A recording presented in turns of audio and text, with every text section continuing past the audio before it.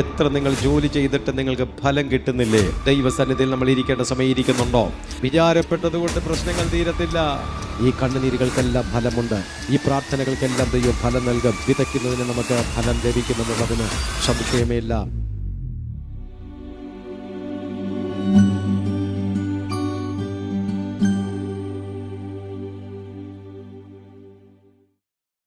ലൂക്കോസ് സുവിശേഷം 10-ാം അധ്യായം 39-ാം വാക്യം ഒരാൾക്ക് വായിക്കാം. വിശുദ്ധ ലൂക്കോസ് സുവിശേഷം 10-ാം അധ്യായം 39-ാമത്തെ വാക്യം. അവൾക്ക് മറിയ എന്ന ഒരു സഹോദരി ഉണ്ടായിരുന്നു. അവൾ കർത്താവിന്റെ കാൽക്കലിരുന്നു അവന്റെ വചനം കേട്ടുകൊണ്ടിരുന്നു. മാർത്തയോ ജോലി ചെയ്ത് തളർന്നിട്ട് അടുക്കെ വന്നു. കർത്താവേ, എൻ്റെ സഹോദരി വീട്ടുജോലികൾ ചെയ്യുവാൻ എന്നെ തനിച്ച് വിട്ടിരിക്കുന്നതിന് അങ്ങേക്ക് വിചാരമില്ലയോ? എന്നെ സഹായിക്കുവാൻ അവളോട് കൽപ്പിച്ചാലും എന്ന് പറഞ്ഞു. കർത്താവ് അവളോട്, മാർത്തയെ മാർത്തയെ, നീ പല കാര്യങ്ങളെപ്പറ്റി ചിന്തിച്ച് നിന്റെ മനസ്സ് അനുസ്ഥമായിരിക്കുന്നു. എന്നാൽ അല്പമേ വേണ്ടൂ, അല്ല ഒന്നു മതി. മറിയ നല്ല അംശം തിരഞ്ഞെടുത്തിരിക്കുന്നു, അതാരും അവളോട് അപഹരിക്കുകയുമില്ല. മതി.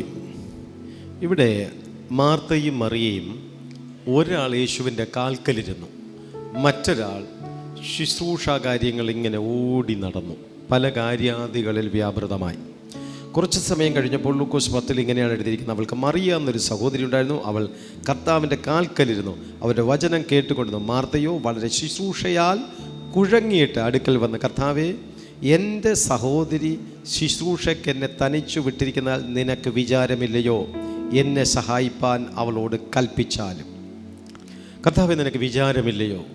എനിക്ക് ഭയങ്കര വിചാരമാണ്, പക്ഷെ നിനക്ക് വിചാരമില്ലയോ? ഇവൾ നീ എപ്പോഴും നിന്റെ കാൽക്കൽ വന്നിരിക്കുകയാണ്. ഹല്ലേലൂയാ, ഹല്ലേലൂയാ, ഹല്ലേലൂയാ. ഇവൾ നിന്റെ കാൽക്കലിരിക്കുന്നു, പക്ഷേ നിനക്ക് വിചാരമില്ലയോ? നിനക്ക് വിചാരമില്ലയോ? നിനക്ക് വിചാരമില്ലയോ? കർത്താവ്, ഞാൻ ഒറ്റയ്ക്ക് കിടന്ന് ജോലി ചെയ്യാണ്, ഞാൻ ഒറ്റയ്ക്ക് ടെൻഷൻ അടിച്ച് ഇരിക്കുകയാണ്, ഞാൻ ഒത്തിരി കാര്യങ്ങൾ ചെയ്തിട്ട് ശരിയാകുന്നില്ല. ആശയം നിങ്ങൾക്ക് മനസ്സിലായോ? യേശു കർത്താവിൻ്റെ ശുശ്രൂഷയിൽ വളരെ സഹായിയായിരുന്നൊരു കുടുംബമായിരുന്നു മാർത്തയും മറിയയും ലാസറും. ഇവർ 3 പേരും വളരെ ആക്റ്റീവായി സഭയ്ക്ക് വേണ്ടിയിട്ട് ക്രിസ്തുവിൻ്റെ ശുശ്രൂഷയിൽ മുൻപിലും പിൻപിലുമൊക്കെ പ്രവർത്തിച്ചു കൊണ്ടിരിക്കുകയായിരുന്നു. ഈ സഹോദരികളിൽ 2 പേര് 2 വ്യത്യസ്ത ഗുണങ്ങളുള്ള, വ്യത്യസ്ത സ്വഭാവങ്ങളുള്ള വ്യക്തിയാണ്. അപ്പോൾ ഒരാൾ കാൽക്കലിരുന്നപ്പോൾ മറ്റൊരാൾ ജോലി കാര്യാദികൾ ഓടി നടന്നു. ഞാനൊരു ദൂത് പറയട്ടെ, ദൈവസന്നിധിയിൽ ഇരിക്കേണ്ടുന്ന സമയം നമ്മൾ ഇരിക്കാതെ മറ്റ് കാര്യാദികളിൽ നമ്മൾ ഓടി നടക്കുന്ന വ്യക്തികളാണ് എങ്കിൽ കുറച്ച് സമയം കഴിയുമ്പോൾ നമ്മൾ ടെൻഷൻ പിടിച്ച് തിരിച്ചു വരും. ഹല്ലേലൂയാ, ഹല്ലേലൂയാ. നിങ്ങളുടെ ജോലി നിങ്ങൾ ചെയ്തിട്ട് ശരിയാകുന്നില്ലയോ? നിങ്ങൾ ചെയ്തിട്ട് തീരുന്നില്ലേ? നിങ്ങൾ എത്ര ജോലി ചെയ്തിട്ട് നിങ്ങൾക്ക് തൃപ്തി വരുന്നില്ലേ? എത്ര നിങ്ങൾ ജോലി ചെയ്തിട്ട് നിങ്ങൾക്ക് ഫലം കിട്ടുന്നില്ലേ? പരിശുദ്ധാത്മാവിൽ ഞാൻ വിളിച്ചു പറയട്ടെ, ദൈവസന്നിധിയിൽ ഇരിക്കേണ്ട സമയം ഇരിക്കാതെ നമ്മൾ എത്ര കൂടുതൽ നമ്മൾ ജോലി ചെയ്തു കഴിഞ്ഞാലും നമുക്കതൊരിക്കലും തൃപ്തി കണ്ടെത്തുവാൻ കഴിയപ്പെടത്തില്ല. നമ്മൾ ചില കാര്യങ്ങളൊക്കെ ചെയ്തിട്ട് ശരിയാകാത്തതിൻ്റെ കാരണം ദൈവത്തിന് കൊടുക്കേണ്ട സമയം കൊടുക്കാത്തത് കൊണ്ടാണ്. ദൈവസന്നിധിയിൽ ഇരിക്കേണ്ട സമയം നമ്മൾ ഇരിക്കാത്തത് കൊണ്ടാണ്. അപ്പോൾ എപ്പോഴും നമ്മൾ ശ്രദ്ധിക്കണം, 365 ദിവസം, ഒരു വർഷം ദൈവം നമുക്ക് തരുമ്പോൾ ദൈവസന്നിധിയിൽ നമ്മൾ ഇരിക്കേണ്ട സമയം ഇരിക്കുന്നുണ്ടോ? ആഴ്ചയിൽ 7 ദിവസക്കാലം ദൈവം നമുക്ക് തരുമ്പോൾ നമ്മൾ ദൈവസന്നിധിയിൽ ഇരിക്കേണ്ട സമയം നമ്മൾ ഇരിക്കാറുണ്ടോ? ആമേൻ. മാത്രമല്ല, ഒരു മാസത്തിൽ 30 ദിവസം ദൈവം നമുക്ക് തരുമ്പോൾ ദൈവസന്നിധിയിൽ ചെലവിടേണ്ടുന്ന സമയം നമ്മൾ ചെലവിടണോ? പള്ളിയിൽ വരുന്ന മാത്രമല്ല, നമ്മുടെ വീട്ടിൽ അതിനു വേണ്ടി ഒരു അല്പസമയം നമ്മൾ മാറ്റിവെക്കാറുണ്ടോ? നമ്മൾ അല്പസമയം മാറ്റിവെക്കാറുണ്ടോ? മാർത്ത ഒരുപാട് കഠിനാധ്വാനം ചെയ്യുന്ന വ്യക്തി, മറിയ കഠിനാധ്വാനം ചെയ്യുന്നില്ല എന്ന് ഞാൻ പറയുന്നില്ല, പക്ഷേ ദൈവസന്നിധിയിൽ ഇരിക്കേണ്ട സമയം. മറിയയുടെ മനസ്സ് ഫ്രീ ആയിരുന്നു. അവൾക്കും കടബാധ്യതയുണ്ട്, അവൾക്കും ജോലി തിരക്കുണ്ട്, അവൾക്കും ശാരീരിക പ്രശ്നങ്ങളുണ്ട്, അവൾക്കും മറ്റ് സഹോദരൻ്റെ രോഗത്തെ ചൊല്ലിയുള്ള പ്രശ്നങ്ങളൊക്കെ ഉണ്ട്. പക്ഷേങ്കിലും അവളുടെ മനസ്സ് വളരെ ശാന്തമായിരുന്നു. അവളുടെ മനസ്സ് കറക്റ്റായി ദൈവാത്മാവിനാൽ നിയന്ത്രിക്കപ്പെട്ട അനുഭവത്തിൽ. എന്തുകൊണ്ട്, എങ്ങനെ അതുണ്ടായി വന്നു എന്ന് ചോദിച്ചു കഴിഞ്ഞാൽ, കർത്തൃസന്നിധിയിൽ ഇരിക്കേണ്ട സമയം ഇരുന്ന ഒരു വ്യക്തിയെ സംബന്ധിച്ചിടത്തോളം ആ വിധത്തിൽ ക്രമീകൃതമായ അനുഭവത്തിലേക്ക് കടന്നു വന്നു. അപ്പോൾ വിചാരത്തെക്കുറിച്ച് കർത്താവിനോട് ചോദ്യം ചോദിക്കുകയാണ്, കർത്താവ്, നിനക്ക് വിചാരമില്ലയോ? ഞാൻ ഇത്രയും കിടന്ന് കഷ്ടപ്പെടുന്നതിൽ നിനക്ക് വിചാരമില്ലയോ? അപ്പോൾ ആ ഒരു ചോദ്യം അവൾ ചോദിച്ചുവെങ്കിലും അതൊരു വെറുതെ ചോദ്യമല്ല. സങ്കീർത്തനം 40-5 വാക്യത്തിലേക്ക് നമ്മൾ കടക്കുമ്പോൾ ഒന്ന് വായിച്ചായിട്ട് ഒരാൾ സങ്കീർത്തനം 40-5 17 വാക്യവും നമുക്കൊന്ന് ശ്രദ്ധിക്കാം. അതിനകത്ത് ദൈവത്തിൻ്റെ വിചാരത്തെക്കുറിച്ച് അവിടെ എഴുതിയിട്ടുണ്ട്. ശ്രദ്ധിക്കാം. എന്റെ രാജാവായ യഹോവേ, നീ ചെയ്ത അത്ഭുത പ്രവൃത്തികളും ഞങ്ങൾക്ക് വേണ്ടിയുള്ള നിന്റെ വിചാരങ്ങളും വളരെയാകുന്നു. നിന്റെ വിചാരങ്ങൾ വളരെ ആകുന്നു. നിന്നോട് സദൃശൻ ആരുമില്ല. ഞാൻ അവയെ വിവരിച്ച് പ്രസ്താവിക്കുമായിരുന്നു, എന്നാൽ അവ എണ്ണിക്കൂടാതെ വണ്ണം അധികമാകുന്നു. ഹനനയാകവും ഭോജനയാകവും നീ ഇച്ഛിച്ചില്ല. നീ ചെവികളെ എനിക്ക് തുളച്ചിരിക്കുന്നു. അവിടെ വായിച്ചു കേട്ട ഭാഗത്തിലേക്ക് നമ്മൾ കടക്കുന്ന സമയത്തിൽ ഇങ്ങനെയാണ് എഴുതിയിരിക്കുന്നത്: എൻ്റെ ദൈവമായ യഹോവേ, നീ ചെയ്ത അത്ഭുത പ്രവൃത്തികളും ഞങ്ങൾക്ക് വേണ്ടിയിട്ടുള്ള നിന്റെ വിചാരങ്ങളും വളരെ വലുതാകുന്നു. ദൈവത്തിന് വിചാരമില്ലാതെയല്ല, ദൈവത്തിന് വിചാരമുണ്ട്. നിങ്ങളെക്കുറിച്ച് ദൈവത്തിന് വിചാരമുണ്ട്. മനുഷ്യരായവർ കൈയടിച്ചു പറ: എൻ്റെ ദൈവത്തിന് ഞങ്ങളെക്കുറിച്ച് വിചാരമുണ്ട്. എൻ്റെ ദൈവത്തിന് ഞങ്ങളെക്കുറിച്ച് വിചാരമുണ്ട്. എൻ്റെ ദൈവത്തിന് ഞങ്ങളെക്കുറിച്ച് വിചാരമുണ്ട്. പോരാ, മനസ്സുകൊണ്ട് പറ: എന്നെക്കുറിച്ച് വിചാരമുണ്ട്, എന്നെക്കുറിച്ച് വിചാരമുണ്ട്. എൻ്റെ ഭാവിയെക്കുറിച്ച് വിചാരമുണ്ട്, എൻ്റെ നാളെയെക്കുറിച്ച് വിചാരമുണ്ട്, എൻ്റെ കഷ്ടതയെക്കുറിച്ച് ദൈവത്തിന് വിചാരമുണ്ട്, എൻ്റെ പ്രശ്നങ്ങളെക്കുറിച്ച് യേശുവിന് വിചാരമുണ്ട്. സഹോദരങ്ങളെ, നമ്മെക്കുറിച്ച് ദൈവത്തിന് ഭയങ്കര വിചാരമുണ്ട്, മറക്കരുത്. ഇവിടെ മാർത്ത ചോദിക്കണം: കർത്താവേ, എന്നെക്കുറിച്ച് നിനക്ക് വിചാരമില്ലേ? നിങ്ങളെക്കുറിച്ച് ദൈവത്തിന് വിചാരമുണ്ട്. നിന്റെ അപ്പന് നിന്നെക്കുറിച്ച് വിചാരമില്ല എങ്കിലും, നിന്റെ അമ്മയ്ക്ക് നിന്നെക്കുറിച്ച് വിചാരമില്ല എങ്കിലും, നിന്റെ ഭർത്താവിന് നിന്നെക്കുറിച്ച് വിചാരമില്ല എങ്കിലും, നിന്റെ ഭാര്യയ്ക്കും മക്കൾക്കും നിന്നെക്കുറിച്ച് വിചാരമില്ലെങ്കിലും എൻ്റെ ദൈവത്തിന് വിചാരമുണ്ട്. Praise the Lord, praise the Lord. ചിലർക്ക് വിചാരമില്ല. നിന്റെ ഭാവിയെക്കുറിച്ച് ആര് വിചാരിക്കുന്നതിനേക്കാളും വലുതായിട്ട് യേശു വിചാരിച്ചിട്ടുണ്ട്. അറിയുന്നില്ല എന്ന് വിചാരിക്കരുത്. ഇന്ന് ചിലതൊക്കെ നിങ്ങളുടെ കരങ്ങളിലേക്ക് ഏൽപ്പിച്ചിട്ടില്ല എങ്കിലും നിങ്ങൾക്ക് വേണ്ടിയിട്ട് പലതും ദൈവം കരുതി വെച്ചിട്ടുണ്ട്. നിങ്ങൾക്ക് വേണ്ടിയിട്ട് ദൈവം ചിലതും ഒരുക്കി വെച്ചിട്ടുണ്ട്. നിങ്ങൾക്ക് വേണ്ടിയിട്ട് ദൈവം പലതും വേർതിരിച്ചു വെച്ചിട്ടുണ്ട്. മനസ്സിലായവർ രണ്ട് കരങ്ങളടിച്ച് കർത്താവിന് നന്ദി പറ. ദൈവം എല്ലാം ഒരുക്കി വെച്ചിട്ടുണ്ട്. ദൈവം എല്ലാം കരുതി വെച്ചിട്ടുണ്ട്. ദൈവം നിങ്ങൾക്ക് വേണ്ടിയിട്ട് സകലവും ഒരുക്കി കാത്തിരിക്കുകയാണ്. അപ്പോൾ മാർത്ത ചോദിച്ച ചോദ്യം: കർത്താവേ, എന്നെക്കുറിച്ച് ഒരു വിചാരമില്ല. ദൈവത്തിന് നിങ്ങളെക്കുറിച്ച് വിചാരമുണ്ട്. അതാണ് ആമേൻ ഇവിടെ സങ്കീർത്തനത്തിൽ വ്യക്തമായി പഠിപ്പിച്ചത്. ദൈവത്തിൻ്റെ വിചാരങ്ങൾ വളരെ വലുതായിരിക്കുന്നു. മത്തായി സുവിശേഷം 6-25 വാക്യത്തിൽ കർത്താവ് പഠിപ്പിക്കുന്നത് എന്താ? അതുകൊണ്ട് ഞാൻ നിങ്ങളോട് പറയുന്നത്, എന്ത് തിന്നും എന്ത് കുടിക്കും എന്ന് നിങ്ങളുടെ ജീവനായിക്കൊണ്ടും എന്തുടുക്കുമെന്ന് ശരീരത്തിനായിക്കൊണ്ടും വിചാരപ്പെടരുത്. ആഹാരത്തേക്കാൾ ജീവനും ഉടുപ്പിനേക്കാൾ ശരീരവും വലുതല്ലയോ? വിചാരപ്പെടുന്നതിനാൽ തൻ്റെ നീളത്തോട് ഒരു മുഴം കൂട്ടുവാൻ നിങ്ങളിൽ ആർക്ക് കഴിയും? ആകയാൽ നാം എന്ത് തിന്നും എന്ത് കുടിക്കുമെന്ന് എന്നിങ്ങനെ വിചാരപ്പെടരുത്. അതുകൊണ്ട് നാളേക്കായി വിചാരപ്പെടരുത്. ഈ മത്തായി സുവിശേഷം 1 2 3 4 പ്രാവശ്യം വിചാരപ്പെടരുത് എഴുതിയിരിക്കുന്നു. അതൊക്കെ വളരെ റെയറാണ്. ഒരധ്യായത്തിൽ ഒരേ കാര്യം തന്നെ ആവർത്തിച്ച് ബൈബിൾ എഴുതാറില്ല. കാരണം ഒരുപാട് കാര്യങ്ങൾ എഴുതാനുണ്ട്. അതുകൊണ്ട് അങ്ങനെ എഴുതി വിടാറില്ല. വിചാരപ്പെടരുതെന്ന് 4 പ്രാവശ്യം ഈ വിധത്തിൽ ഇങ്ങനെ പറഞ്ഞിരിക്കണമെങ്കിൽ അത് വളരെ പ്രധാനപ്പെട്ടതാണ്. പെമ്മക്കളെക്കുറിച്ച് വിചാരമുണ്ടോ? കടബാധ്യതയെക്കുറിച്ച് വിചാരമുണ്ടോ? കേസിനെക്കുറിച്ച് വിചാരമുണ്ടോ? മറ്റേതെങ്കിലും പ്രശ്നങ്ങളെക്കുറിച്ച് വിചാരമുണ്ടോ? ഭാവിയെക്കുറിച്ച് വിചാരമുണ്ടോ? രോഗത്തെക്കുറിച്ച് വിചാരമുണ്ടോ? വിചാരപ്പെട്ടതുകൊണ്ട് ഒരു ഉപയോഗവും ഇല്ല. 1:25 വാക്യത്തിൽ എഴുതിയിരിക്കുന്നു: എന്ത് തിന്നും എന്ത് കുടിക്കും എന്ന് നിങ്ങൾ ജീവനായിക്കൊണ്ട് എന്തെടുക്കുമെന്ന് വിചാരപ്പെടരുത്. 27 വാക്യം: വിചാരപ്പെടുന്നാൽ തൻ്റെ നീളത്തിനോട് ഒരു മുഴം കൂട്ടുവാൻ നിങ്ങളിൽ ആർക്ക് കഴിയും? വിചാരപ്പെട്ടത് കൊണ്ട് 1 ഇഞ്ച് കൂടത്തില്ല, കുറയത്തേ ഉള്ളൂ. ഹല്ലേലൂയാ.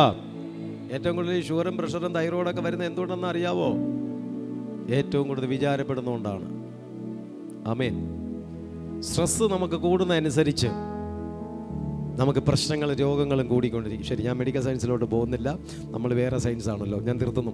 പക്ഷേ ബൈബിൾ അത് പഠിപ്പിക്കുന്നു, വിചാരപ്പെടുന്നത് കൊണ്ട് നീളം കൂട്ടാൻ പറ്റത്തില്ല. നിനക്കില്ലാത്ത അസുഖങ്ങളെല്ലാം വരത്തേ ഉള്ളൂ, ഇല്ലാത്ത രോഗങ്ങളെല്ലാം വരത്തേ ഉള്ളൂ, ഇല്ലാത്തതായിട്ടുള്ള പ്രശ്നങ്ങളെല്ലാം ഒന്നിന് പുറകെ ഒന്നായിട്ട് കടന്നു കയറത്തേ ഉള്ളൂ. അപ്പോൾ നാം എന്ത് ചെയ്യണം? നാം ദൈവസന്നിധിയിൽ വചനപ്രകാരം തന്നെ എനിക്ക് വേണ്ടി എൻ്റെ ദൈവം വിചാരപ്പെടുന്നുണ്ട്, മാർത്ത ചോദിച്ചു, എന്താ കർത്താവ്, എന്നെക്കുറിച്ച് ഒരു വിചാരവും ഇല്ലേ? ശരിയാണ്, ന്യായമായിട്ടുള്ളൊരു ചോദ്യമാണ്. രക്ഷകനായിട്ട് ദൈവത്തെ സ്വീകരിച്ചിട്ട് ദൈവസന്നിധിയിലേക്ക് തന്നെ സമർപ്പിച്ച് ഏൽപ്പിച്ചു കൊടുക്കുമ്പോൾ നമുക്ക് അമ്മയും പറയാൻ കഴിയും, കർത്താവ് എന്നെക്കുറിച്ച് ഒരു കരുതലും ഇല്ലേ? കർത്താവേ, എന്നെക്കുറിച്ച് ഒന്നും കരുതി ഇല്ല. ദൈവം നമുക്ക് വേണ്ടിയിട്ട് കരുതിയിട്ടുണ്ട്. ദൈവം നമുക്ക് വേണ്ടിയിട്ട് വേർതിരിച്ചിട്ടുണ്ട്. ദൈവം നമുക്ക് വേണ്ടിയിട്ട് എന്തെങ്കിലും ഒക്കെ നമുക്ക് വേണ്ടി കരുതി വെച്ചിട്ടുണ്ട്.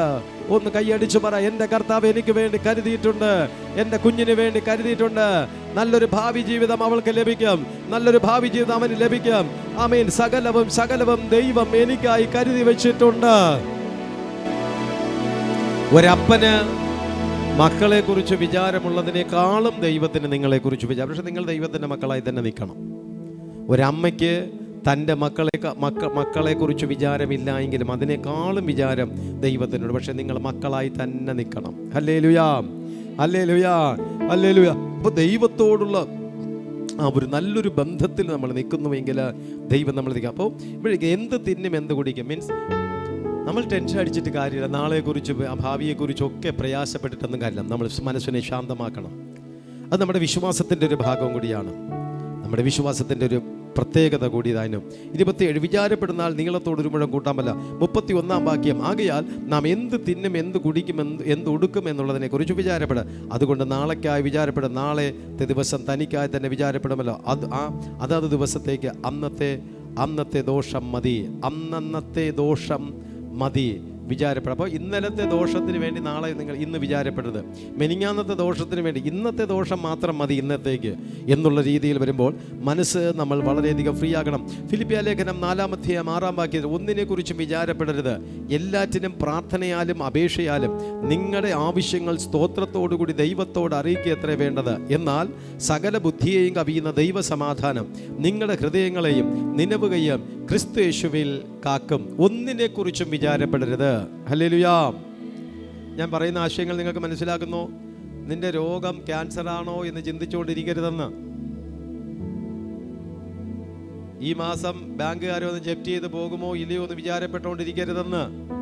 നിന്റെ കുട്ടിക്ക് അഡ്മിഷൻ കിട്ടുമോ ഇല്ലയോ എന്ന് വിചാരപ്പെട്ടുകൊണ്ടിരിക്കരുത്. നിങ്ങളെ കുടുംബ പ്രശ്നം തീരുവോ ഇല്ലയോ എന്ന് നിങ്ങൾ വിചാരപ്പെട്ടുകൊണ്ടിരിക്കരുത്. വിചാരപ്പെട്ടത് കൊണ്ട് പ്രശ്നങ്ങൾ തീരത്തില്ല. നിങ്ങളെപ്പോഴും എന്ത് ചെയ്യണം? ഒന്നിനെക്കുറിച്ചും വിചാരപ്പെടരുത്. എല്ലാറ്റിനും പ്രാർത്ഥിക്കണം, എല്ലാറ്റിനും അപേക്ഷിക്കണം. നിങ്ങളുടെ ആവശ്യങ്ങൾ സ്തോത്രത്തോടെ ദൈവത്തോട് അറിയിക്കേണ്ടത്രേ വേണ്ടത്. നിങ്ങൾ വിചാരപ്പെട്ട് മനുഷ്യനോട് പുറപുറത്തോട് നടക്കുന്നതിനേക്കാളും മറ്റുള്ളവരോട് പറയുന്നതിനേക്കാളും സ്തോത്രത്തോടെ എല്ലാം ദൈവസന്നിധി അപേക്ഷിക്കുക. എങ്ങനെയാ സ്തോത്രം? സ്തോത്രം എന്ന് പറഞ്ഞാൽ എന്താ? സ്തോത്രം നല്ലത് കിട്ടുമ്പോഴാണ് സ്തോത്രം. കറണ്ട് ഇല്ലാതിരുന്ന് ചൂടെടുത്ത് വേർത്ത് വരുമ്പോൾ കറണ്ട് പെട്ടെന്ന് ഒന്ന് ഫാൻ അങ്ങ് കറങ്ങി, അപ്പോൾ സ്തോത്രം. ശ്രദ്ധിച്ചിട്ടുണ്ടോ? അത് വരും. നല്ലത് വരുമ്പോഴാണ് നമ്മൾ സ്തോത്രം ചെയ്യുന്നത്. നല്ലത് വരുമ്പോൾ, പൊല്ലാപ്പ് വരുമ്പോൾ യേശു അപ്പാ ഇങ്ങനെ വിളിക്കും, യേശുവേ എന്നൊക്കെ വിളിക്കും.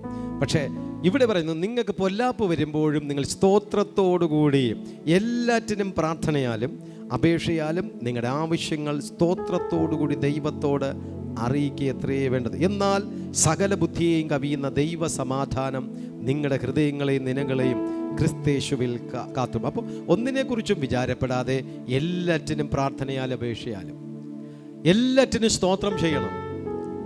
എല്ലാറ്റിനും സ്തോത്രം ചെയ്യണം. അതാണ് ദൈവത്തിന് നിങ്ങളെക്കുറിച്ചുള്ള ഇഷ്ടം. നമ്മുടെ കഷ്ടങ്ങളിലും ദുഃഖങ്ങളിലും വേദനകളിലൊക്കെ നന്ദി പറയണം. കാരണം ഇന്ന് ചില കഷ്ടങ്ങളാണെങ്കിൽ നാളെ അത് നേട്ടത്തിനായിരിക്കും. ഹല്ലേലൂയാ. അപ്പോൾ ഒന്നിനെക്കുറിച്ചും നിങ്ങൾ വിചാരപ്പെടരുത്. സകലവും പ്രാർത്ഥനയാൽ അപേക്ഷയാൽ നിങ്ങളുടെ ആവശ്യങ്ങൾ സ്തോത്രത്തോടെ ദൈവത്തോട് അറിയുക. എന്നാൽ സകല ബുദ്ധിയും ദൈവിക സമാധാനം വളരെ പ്രധാനപ്പെട്ട ഒരു ഭാഗമാണ്. ആ ദൈവിക സമാധാനം നിങ്ങളുടെ നിലവുകളെ ആമേൻ കാക്കും എന്നുള്ളതിന് സംശയമേ ഇല്ല. Praise the Lord. ഇവിടെ ദൈവത്തിൻ്റെ സന്നിധിയിലേക്ക് നമ്മൾ കടന്നു വരപ്പെടുമ്പോൾ മറിയ ദൈവസന്നിധിയിൽ കാൽക്കലിരുന്നു. മാർത്ത വന്നു, നിനക്ക് വിചാരമില്ലയോ എന്ന് ചോദിച്ചു. മറിയ വന്ന് ദൈവസന്നിധിയിലിരുന്നു. നിങ്ങൾ ദൈവസന്നിധിയിലിരിക്കണം. അപ്പോൾ മറ്റുള്ളവർ പലപ്പോഴും വിചാരമില്ല. അപ്പോൾ നീ പറയണം, എന്നെക്കുറിച്ച് എൻ്റെ ദൈവത്തിന് വിചാരമുണ്ട്, എന്നെക്കുറിച്ച് ദൈവത്തിന് പദ്ധതികളുണ്ട്, എൻ്റെ നാളെയെക്കുറിച്ച് ദൈവം കരുതിയിട്ടുണ്ട്, നാളെയെക്കുറിച്ച് പരിശുദ്ധാത്മാവ് എല്ലാം അറിയുന്നുണ്ട്, അന്നെന്നുള്ളതെല്ലാം ദൈവം എനിക്ക് നൽകും. ആമീൻ. ആകാശത്തിലെ പറവകളെ പോറ്റുന്ന ദൈവം എന്നെയും സൂക്ഷിക്കും. ഇതുവരേക്ക് ഒരു കാക്കയും പട്ടിണി കിടന്ന് മരിച്ചിട്ടില്ലല്ലോ. അങ്ങനെയാണെങ്കിൽ നിങ്ങളുടെയും ആവശ്യങ്ങൾ നടക്കാതിരിക്കത്തില്ല. പക്ഷെ നാളെയെക്കുറിച്ച് നിങ്ങൾക്കൊന്നും ദൈവം തന്നിട്ടില്ല, നിങ്ങളുടെ കരങ്ങളിൽ വന്നിട്ടില്ലെങ്കിൽ അതൊരു പരിശോധനയായിരിക്കാം. ആ പരിശോധനാ മധ്യത്തിലും ദൈവം നിങ്ങളെ വിടുവിക്കും. അടുത്ത് മറിയയുടെ മറ്റൊരു ഭാഗം, യോഹന്നാൻ സുവിശേഷം 11:32. യേശു ഇരിക്കുന്നിടത്ത് മറിയ എത്തി അവനെ കണ്ടിട്ട് അവൻ്റെ കാൽക്കൽ വീണു. കർത്താവേ, നീ ഇവിടെ ഉണ്ടായിരുന്നുവെങ്കിൽ എൻ്റെ സഹോദരൻ മരിക്കയില്ലായിരുന്നു. ഇനി യേശുവുമായി നല്ല പരിചയത്തിലായിരുന്ന മാർത്തയുടെയും മറിയത്തയുടെയും വീട്ടിൽ പെട്ടെന്നൊരു ട്രാജഡി വന്നു. ഞാൻ ഇടയ്ക്കിടയ്ക്ക് പറയുന്നൊരു ഭാഗമാണ്. നമ്മൾ ദൈവമക്കളാണെങ്കിൽ നമ്മുടെയൊക്കെ വീട്ടിൽ ബുദ്ധിമുട്ടൊന്നും വരാതെ ഒന്നും ഇരിക്കാതില്ല, വരും. ശുശ്രൂഷയിൽ തോളോട് തോൾ ഒരുമി നിന്ന വ്യക്തികളാണ് യേശുവും ലാസറും മാർത്തയും മറിയയും. ആകയാൽ പെട്ടെന്ന് ലാസർ രോഗിയായി തീർന്നു. സഹോദരങ്ങൾ, നിങ്ങൾ എത്ര യേശുവിൻ്റെ അടുക്കലുള്ള വ്യക്തിയാണെങ്കിലും ചിലപ്പോൾ ചില ബുദ്ധിമുട്ടുകൾ കടന്നു വരപ്പെടുമ്പോൾ അത് മരണത്തിനല്ല. ചില പ്രയാസങ്ങൾ കടന്നു വരപ്പെടുമ്പോൾ ദൈവത്തിന് നിങ്ങളോട് ഇഷ്ടമില്ലാത്തത് കൊണ്ടല്ല, നിങ്ങൾ ചില മേഖലകളിൽ നിങ്ങളുടെ വിശ്വാസത്തെ ഒന്ന് വർദ്ധിപ്പിക്കാനാണ്, ദൈവത്തിന് നിങ്ങളെ ഒന്ന് പഠിപ്പിക്കാൻ വേണ്ടിയിട്ടാണ്, ദൈവത്തിന് നിങ്ങളെ ഒന്ന് ബലപ്പെടുത്താൻ വേണ്ടിയിട്ടാണ്. ശോധനകളും വേദനകളും ബുദ്ധിമുട്ടുകളും കടന്നു വരുമ്പോഴാണ് പലപ്പോഴും മറ്റൊരു വ്യക്തിയുടെ കഷ്ടപ്പാട് നമുക്ക് മനസ്സിലാക്കുവാൻ കഴിയുന്നത്, മറ്റൊരു വ്യക്തിയുടേതായിട്ടുള്ള ബുദ്ധിമുട്ടേറിയ അനുഭവത്തെ നമുക്ക് മനസ്സിലാക്കുവാനായി കഴിയുന്നത്. സ്തോത്രം. മറിയ എന്താ ചെയ്തു എന്ന് ചോദിച്ചാൽ, അവൻ്റെ കാൽക്കൽ വീണ്, കർത്താവേ, നീ ഇവിടെ ഉണ്ടായിരുന്നെങ്കിൽ സഹോദരൻ മരിക്കയില്ലായിരുന്നു. ആ സമയത്തിലേക്ക് യേശു ചോദിച്ചൊരു ചോദ്യം, അവനെ വെച്ചത് എവിടെ? ആ ചോദ്യത്തിന് ഇവിടെ പ്രസക്തി ഉണ്ടോ? യേശുവിന് അറിയത്തില്ലേ ലാസറിനെ എവിടെയാണ് അടക്കിയെന്ന്? ലാസറിനെ എവിടെയാണ് കുഴിച്ചിട്ടു എന്ന്, അല്ലെങ്കിൽ ലാസറിന്റെ കല്ലറ എവിടെയെന്ന് യേശുവിനറിയാം. പക്ഷേ ചോദിക്കുന്ന ഒരു ചോദ്യം, അവനെ വെച്ചത് എവിടെ? അത് നിന്റെ നാവ് കൊണ്ട് തന്നെ ചിലത് പറയണം. യേശുവിന് ലോകത്തിലുള്ള സകലത്തെയും അറിയാം. പത്രോസിന് ടാക്സ് കൊടുക്കാൻ പൈസയില്ല, ലോൺ അടയ്ക്കാൻ പൈസ ഇല്ലാണ്ട് സാഹചര്യത്തിലേക്ക് പത്രോസ് വന്നു. വീണ്ടും പറയട്ടെ, ദൈവദാസന്മാർക്കും ദാരിദ്ര്യം വരും. ഹല്ലേലൂയ. പത്രോസിന് മാത്രമാണോ? യേശുവിനും കൂടെയാണ് അവൻ അടയ്ക്കാൻ പോയത്. അപ്പോൾ യേശുവിനും പൈസയില്ല. ശരിയല്ലേ? എനിക്കും നിനക്കും പോയി അടയ്ക്ക് എന്നാണ് കർത്താവ് പറഞ്ഞത്. ഞാൻ ടാക്സ് കൊടുക്കേണ്ട ആവശ്യമൊന്നും ഇല്ല, പക്ഷെ എങ്കിലും ആമേൻ, നമ്മൾ ഇടർച്ച വരുത്തണ്ട, നീ പോയി എൻ്റെ ടാക്സും കൂടെ അങ്ങ് അടക്കി, GST കൂടെ അങ്ങ് അടച്ചേറ്റ് വാന്ന് പറഞ്ഞു. എൻ്റെ GST കൂടെ അടച്ചേറ്റ് വാന്ന് പറഞ്ഞു. അപ്പോൾ കർത്താവിനും കാശില്ലായിരുന്നു, പത്രോസിനും കാശില്ലായിരുന്നു. രണ്ടുപേരും ദാരിദ്ര്യം പിടിച്ചിരിക്കുക. എൻ്റെ കർത്താവ് അതാണ്. ഞാനും നിങ്ങൾ സമ്പന്നന്മാരാകാൻ വേണ്ടിയിട്ട് കർത്താവ് ദരിദ്രനായി തീർന്ന കൃപ. ഇന്ന് നിങ്ങളുടെ ബാങ്കിൽ പൈസ കിടക്കുന്നുവെങ്കിൽ, നിങ്ങളുടെ പോക്കറ്റിൽ പൈസ കിടക്കുന്നുവെങ്കിൽ, നിങ്ങളുടെ ഗൂഗിൾ പേയിലോ ഫോൺ പേയിലോ ഒക്കെ പൈസ കിടക്കുന്നുവെങ്കിൽ മറന്നു പോകരുത്, എൻ്റെ കർത്താവിന് പൈസ ഇല്ലായിരുന്നു. കർത്താവ് ഇത്രത്തോളം ദരിദ്രനായത് ഞങ്ങളും നിങ്ങളും സമ്പന്നന്മാരാകാൻ വേണ്ടിയിട്ടാണ്, നിങ്ങൾ സമ്പത്തുള്ളവരായി തീരാൻ വേണ്ടിയിട്ടാണ് എൻ്റെ ദൈവം ക്ഷാമം അനുഭവിച്ചത്, ദാരിദ്ര്യത്തിലൂടെ കടന്നുപോയത്. Price the Lord. കർത്താവിന് അറിയാതെയൊന്നുമില്ല. പത്രോസിനോട്, ഇതേ പത്രോസേ, ടാക്സ് കൊടുക്കാൻ ദിവസമായില്ലേ, നീഞ്ഞു വാ, വന്നിട്ട് നീ ഒരു ചൂണ്ടയെടുത്തിട്ട് അങ്ങോട്ട് കടലിൽ പോയിട്ട് സ്തോത്രം, നീ ആ ചൂണ്ടയിടെന്ന് പറഞ്ഞു. കടലിൽ കോടിക്കണക്കിന് മത്സ്യങ്ങൾ കിടക്കുകയാണ്. ഈ കോടിക്കണക്കിന് മത്സ്യങ്ങളുടെ ഇടയിൽ വെച്ച് ഈ മത്സ്യം അഥവാ ചതുർബ്രഹ്മപ്പണം സ്തോത്രം വയറ്റിനകത്താക്കിയ മത്സ്യം എവിടെയെന്ന് യേശുവിന് കൃത്യമായിട്ടും അറിയാം. അതെപ്പോൾ എവിടെ ലാൻഡ് ചെയ്തു എന്ന് കൃത്യമായിട്ട് അറിഞ്ഞിട്ട് പത്രോസിനോട് പറഞ്ഞു, അവിടെ ചെന്ന് ചൂണ്ടയിടാൻ പറഞ്ഞു. ചൂണ്ടയിട്ടപ്പോൾ ആ മത്സ്യം തന്നെ കയറി അങ്ങ് പിടിച്ചു. ആ മത്സ്യത്തെ കൊണ്ടുവന്ന് പൊളിച്ചു, അതിൻ്റെ പൈസ എടുത്തു. ആ പൈസ എടുത്തിട്ട് അവൻ ടാക്സ് അടച്ചു. യേശുവിനും അടച്ചു, അതെ, ആർക്കും അടച്ചു? പത്രോസിനും അടച്ചു. അപ്പോൾ ക്രിസ്തുവിനൊന്നും അറിഞ്ഞുകൂടാത്ത ആളൊന്നുമല്ല. 5 അപ്പം കൊണ്ട് 5000 പേരെ പോഷിപ്പിച്ചവനാണ്. മരിച്ച ലാസർ എവിടെ ഇരിക്കുന്നു എന്നൊക്കെ നന്നായിട്ടറിയാം. ഇപ്പം കണ്ടീഷൻ എന്താണെന്നും യേശുവിനെ നന്നായിട്ടറിയാം. പക്ഷേ മറിയോട് ചോദിച്ചു, വെച്ചതെവിടെ? നിന്റെ നാവ് കൊണ്ട് പറയണം. നീ യേശുവിനെ അവിടെ ആ പ്രശ്നത്തിലേക്ക് വിളിക്കണം, അല്ലാതെ വലിഞ്ഞു കയറിയൊന്നും വരത്തില്ല. എനിക്കറിയാം അവൻ എവിടെ ഇരിക്കുന്നു, അവൻ്റെ കണ്ടീഷൻ എന്താണ്, പക്ഷേ നിന്റെ അപേക്ഷ എനിക്ക് വേണം. അവൻ വെച്ചതെവിടെ എന്ന് ചോദിച്ചപ്പോൾ അവൾ വന്ന് കാണുക എന്ന് പറഞ്ഞ് യേശുവിനെ കൂട്ടിക്കൊണ്ടുപോയി ചതുർബ്രഹ്മപ്പണം സ്തോത്രം നൂറുകണക്കിന് 10,000-കണക്കിന് മത്സ്യങ്ങൾ ഉണ്ടായിരുന്നിട്ടും അതിൻ്റെ മധ്യത്തിൽ ഒളിപ്പിച്ചു വെച്ചു. ഞാനത് പറയുമ്പോൾ തന്നെ എനിക്കൊരു ദൂത് പരിശുദ്ധാത്മാവ് ഹൃദയത്തിൽ നൽകുന്നുണ്ട്. ചിലർക്ക് വേണ്ടിയിട്ടുള്ള സാമ്പത്തികത്തെ ദൈവം ഏതോ കടലിൻ്റെ അടിയിൽ ഒളിപ്പിച്ചു വച്ചിരിക്കുകയാണ്. തക്ക സമയത്ത് നിന്റെ കയ്യിലത് വരും. തക്ക സമയത്തിൽ നീ ദൈവത്തോട് അടുത്ത് കഴിഞ്ഞാൽ, നീ ദൈവത്തെ നിലവിളിച്ചു കഴിഞ്ഞാൽ, നീ ദൈവത്തെ മുറുകെ പിടിച്ചു കഴിഞ്ഞാൽ, നീ ദൈവത്തിൽ ആശ്രയം വെച്ച് പിറുപിറുക്കാതെ പിന്മാറി പോകാതെ പപ്പയോട് ചോർന്നിരുന്ന് കഴിഞ്ഞാലോട്ട് ആമേ തക്ക സമയത്തിൽ ആ മത്സ്യം നിന്നെ തേടി വരും. വേറൊരു വലയിൽ കുടുങ്ങത്തില്ല. അത് ആമേ പത്രോസേ, നിന്റെ ചൂണ്ടയിൽ തന്നെ അത് പിടിക്കുക. നിനക്ക് തന്നെ ദൈവം നൽകപ്പെടാ. ഓ ഹല്ലേലൂയ. നിന്റെ ഇല്ലായ്മയില് നിന്റെ ഇല്ലായ്മകളുടെ മധ്യത്തിലേക്കും ദൈവത്തിന്റെ ആത്മാവ് ആമേ വലുത് ചെയ്യുമെന്നുള്ളതിന് സംശയമില്ല. Price the Lord. ആ കർത്താവ് ചോദിച്ചു, അവനെ വെച്ചത് എവിടെ? ഒന്നാമത്തെ ചോദ്യം. Price the Lord. 2:39 വാക്യത്തിൽ 11:39 അടുത്ത കല്ലുരുട്ടി മാറ്റുവിൻ. രണ്ടാമത്തെ യേശുവിൻ്റെ കൽപ്പന. യേശുവിനെന്തേ കല്ല് മാറ്റാനായിട്ട് കഴിയത്തില്ലയോ? ആമേൻ. ഒരൊറ്റ വാക്കുകൊണ്ട് സകലത്തെയും സൃഷ്ടിച്ചു ദൈവത്തിന് കല്ല്. പക്ഷേ അവരെ കൊണ്ട് തന്നെ കല്ല് ഉരുട്ടി മാറ്റിച്ചു. 5-ാമത്തെ ഭാഗ്യത്തിലേക്ക് ആമേൻ 4 പ്രാവശ്യം എഴുതി. 25-ാം വാക്യം, 26-ാം വാക്യം, 27-ാം വാക്യം, 40-ാമത്തെ വാക്യം. ഈ ഭാഗത്തിലെല്ലാം വിശ്വസിക്കുക. ആമേൻ. വിശ്വസിക്കുക മാത്രം ചെയ്യുക. വിശ്വസിക്കുക. 4 പ്രാവശ്യം യേശു വിശ്വസിക്കുക എന്ന് പറഞ്ഞതിൻ്റെ പിന്നിൽ ലാസറിൻ്റെ ഉയർപ്പിന് വിശ്വാസം വളരെ പ്രധാനമായിരുന്നു. സ്തോത്രം. ദൈവത്തിന് വിചാരമുണ്ട് ലാസറിനെ കുറിച്ച്. ദൈവത്തിന് ആ ലാസറിനെ എഴുന്നേൽപ്പിക്കുവാൻ പദ്ധതിയുണ്ട്. അതോടൊപ്പം തൻ്റെ സഹോദരങ്ങളോട് പറഞ്ഞു, സ്തോത്രം, വിശ്വസിക്കുക എന്ന് പറഞ്ഞു. 43-ാമത്തെ വാക്യത്തിൽ യേശു വീണ്ടും കൽപ്പിച്ചു, ലാസറെ പുറത്തു വരിക. ഈ പുരുഷാര നിമിത്തം ഞാൻ കൽപ്പിക്കുന്നു, ലാസറെ പുറത്തു വരിക. അതിൻ്റെയൊക്കെ ആന്തരിക അർത്ഥങ്ങൾ ഒരുപാടുണ്ട്. പുരുഷാരം നോക്കി നിൽക്കുക. അവർ കാണുക ദൈവം ചില അത്ഭുത പ്രവർത്തികൾ വേറെ രീതിയിൽ എന്ന് പറഞ്ഞാൽ പുരുഷാരം നോക്കി നിൽക്കെ യേശു കൽപ്പിച്ചു, ലാസറെ പുറത്തു വരിക. പക്ഷെ അതിനു മുമ്പ് കണ്ണുനീർ വാർത്തു. ഒരത്ഭുതം നടക്കുന്നതിന് മുമ്പ് യേശു രഹസ്യ പ്രാർത്ഥന പ്രാർത്ഥിച്ചു ആദ്യം. അത് കഴിഞ്ഞതിന് ശേഷം ആൾക്കാർ നോക്കി നിൽക്കെ ലാസറെ പുറത്തു വരിക. ഒരു ചെറിയ വാക്ക് പറഞ്ഞപ്പോൾ എഴുന്നേറ്റു. ഇതിനകത്ത് സുവിശേഷ വേല ചെയ്യുന്ന ആരെങ്കിലും ഉണ്ടെങ്കിൽ അവൻ നിങ്ങൾ നോക്കുമ്പോൾ ദൈവദാസന്മാരൊക്കെ ചെറിയൊരു കാര്യം പറഞ്ഞപ്പോൾ ചില അത്ഭുതങ്ങൾ നടക്കുന്നു. ഒരിക്കലും അങ്ങനെയല്ല. അവർ മണിക്കൂറുകളോളം കരയും. അവർ മണിക്കൂറുകളോളം രഹസ്യ പ്രാർത്ഥനയുണ്ട്. ആ രഹസ്യ പ്രാർത്ഥന കഴിഞ്ഞിട്ട് സ്വിച്ച് ഓൺ ചെയ്യണതാണ്. ഇവിടെ ചിലപ്പോൾ തലയെ കഴിച്ച് ഇങ്ങനെ തൊട്ട് ഞാൻ വിടുന്നിരിക്കും. ചിലപ്പോൾ ചിലരൊക്കെ പറയും, ഇന്ന് പള്ളിയിൽ പോയി ബ്രദർ കൈവെപ്പ് കിട്ടി, നല്ല അനുഗ്രഹമുണ്ട് എന്ന് പറയുമ്പോൾ നിങ്ങൾ വിചാരിക്കും ഈ ഒരു സ്പർശനമല്ല. രാത്രിയുടെ യാമങ്ങളിൽ എഴുന്നേറ്റിരുന്ന കർത്താവേ, ഞാൻ ആരുടെയൊക്കെ തലയിൽ തൊടുന്നുവോ അവരെല്ലാവരും നീ അനുഗ്രഹിക്കണമേ എന്ന് നേരത്തെ കൂട്ടി സെറ്റ് ചെയ്ത് വച്ചിരിക്കുന്ന ഒരു പ്രാർത്ഥനാ ബലമുണ്ട്. എന്നിട്ടൊരു സ്വിച്ച് ഓൺ കർമ്മം മാത്രമാണ് ഇവിടെ തലയിൽ തൊടുന്നത്. ഒരു പക്ഷേ രോഗശാന്തി പ്രാർത്ഥന പറയും, തൊണ്ടയിൽ മുഴയുള്ളവർ എഴുന്നേറ്റ് ഇപ്പോൾ പ്രാർത്ഥിക്കും, യേശു സുഖപ്പെടുത്തും എന്ന് പറയുന്ന സമയത്ത് നിനക്ക് സൗഖ്യം ലഭിക്കും. നിങ്ങൾ പറയും, അങ്ങേര് ഒരു വാക്ക് അവിടെ നിന്നുകൊണ്ട് എണീറ്റ് പറഞ്ഞതേ ഉള്ളൂ, ഇപ്പോൾ സുഖപ്പെട്ടു. യേശുവും ആദ്യം കണ്ണുനീരൊഴുക്കി പ്രാർത്ഥിച്ചു. യേശു എന്ത് ചെയ്തെന്നറിയാമോ? ലാസർ തൻ്റെ സുഹൃത്താണ്, അവൻ കണ്ണുനീർ വാർത്തു, കരഞ്ഞു. അതിനു മുമ്പൊക്കെ ചിലപ്പോൾ പ്രാർത്ഥിച്ചായിരിക്കും. ശരിയാണ്, രാത്രിയുടെ യാമങ്ങളിൽ യേശു ഉറങ്ങാതിരുന്ന് പ്രാർത്ഥിക്കുന്ന ആളാണല്ലോ. അമീൻ. അർദ്ധരാത്രിയിൽ ഉയർന്ന മലയുടെ മേളിൽ പോയി പ്രാർത്ഥിക്കുന്ന വ്യക്തിയാണല്ലോ. നമ്മളതൊക്കെ കണ്ടല്ലേ പഠിച്ചത്. അതുകൊണ്ട് തന്നെ യേശു കർത്താവ് കടന്നു വന്നിട്ട് ജനങ്ങൾ നോക്കി നിന്നപ്പോൾ ഒരു കരച്ചിലും പിടിച്ചിലും ഒന്നും കാണിച്ചില്ല. ലാസറേ പുറത്തു വരിക എന്ന്. അപ്പം അവിടെ എഴുതിയിരിക്കുന്ന ഒരു പോയിന്റ് ഉണ്ട്, ഞാനത് വാക്യങ്ങളെടുത്ത് പറയുന്നില്ല. പുരുഷാര നിമിത്തം ഞാൻ പറയുന്നു എന്ന് പറഞ്ഞാൽ ഈ നോക്കി നിൽക്കുന്നവർ കാണുക ഞാൻ പറയുന്നു, ലാസറേ പുറത്തു വരിക. അപ്പം ജനങ്ങൾ നോക്കി നിൽക്കെ ദൈവം ചെയ്ത രോഗശാന്തി വേറൊരു വിധത്തിൽ. എന്നാൽ സ്വത്രം ചിലയിടത്തിൽ ദൈവരഹസ്യ പ്രാർത്ഥനയിലൂടെയും വലിയ വലിയ അത്ഭുതങ്ങളും അതിശയങ്ങളും വീര്യപ്രവൃത്തികളും കർത്താവ് ചെയ്തു എന്ന് ആമേൻ ആമേൻ ആമേൻ പറഞ്ഞു. അത് 44-ാമത്തെ വാക്യത്തിൽ പറഞ്ഞു, കെട്ടഴിപ്പിൻ. അവൻ്റെ കയ്യിൽ 2 കയ്യിൽ കെട്ടുണ്ടായിരുന്നു, ഒരു മുഖത്തൊരു റൂമാലും ഉണ്ടായിരുന്നു. വകയാൽ കെട്ടഴിപ്പിൻ എന്ന് പറഞ്ഞു. ഇന്ന് എന്നെ ശ്രദ്ധിച്ചു കൊണ്ടിരിക്കുന്ന സഹോദരങ്ങളെ, യേശു കർത്താവ് ലാസറിനെ ഉയർപ്പിച്ചു. എന്താണ് അതിൻ്റെ പിന്നിൽ?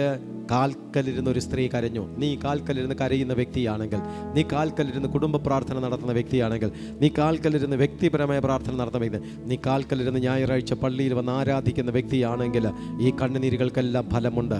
ഈ പ്രാർത്ഥനകൾക്കെല്ലാം ദൈവം ഫലം നൽകും. ഇതിനെല്ലാത്തിനും ദൈവം ഉത്തരം നൽകും. ഇത് നമ്മളിവിടെ വിതയ്ക്കുകയാണ്. ഈ വിതയ്ക്കുന്നതിന് നമുക്ക് ഫലം ലഭിക്കുമെന്നുള്ളതിന് സംശയമേ ഇല്ല. ഇന്നത്തെ നിങ്ങളെ ആരാധനകളും പ്രാർത്ഥനകളും വിശ്വാസവും എല്ലാം നിങ്ങൾ വിതച്ചിട്ടുണ്ട് എങ്കിൽ അതിൻ്റെ സമയത്തിന് വേണ്ടി കാത്തിരിക്കണം. അല്ലാതെ ധൃതി വെക്കരുത്. അയ്യോ, ഞാൻ ഇന്നലെ വിതച്ചു, ഇന്ന് എനിക്കൊന്നും കിട്ടിയില്ല, നാളെ വിതച്ചു, എനിക്കൊന്നും കിട്ടിയില്ല എന്ന് വിചാരിക്കരുത്. നാം വിതച്ചതിന് പ്രതിഫലം ദൈവത്തിൻ്റെ പരിശുദ്ധാത്മാവ് നമുക്കായിട്ട് ഓരോരുത്തർക്ക് നൽകി നമ്മളെ മാനിക്കും, അനുഗ്രഹിക്കുമെന്നുള്ളതിന് സംശയമില്ല.